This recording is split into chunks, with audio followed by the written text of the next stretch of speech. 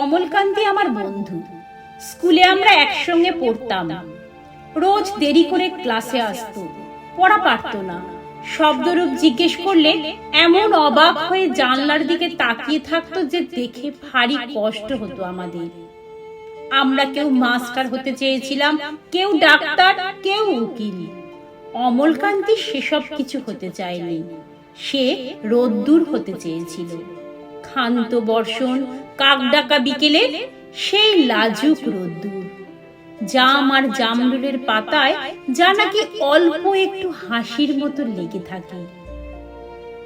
আমরা কেউ মাস্টার হয়েছি, কেউ ডাক্তার, কেউ উকিল।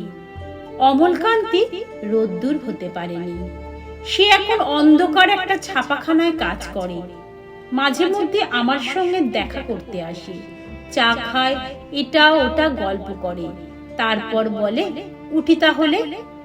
আমি ওকে দরজা পর্যন্ত এগিয়ে দিয়ে আসি। আমাদের মধ্যে যে এখন মাস্টারি করে, অনায়াসে সে ডাক্তার হতে পারত। যে ডাক্তার হতে চেয়েছিল, উকিল হলে তার এমন কিছু ক্ষতি হতো না। অথচ সকলেরই ইচ্ছে পূরণ হলো, এক অমলকান্তি ছাড়া। অমলকান্তি রোদ্দুর হতে পারেনি। সেই অমলকান্তি রোদ্দুরের কথা ভাবতে ভাবতে ভাবতে ভাবতে যে একদিন রোদ্দুর হতে চেয়েছিল।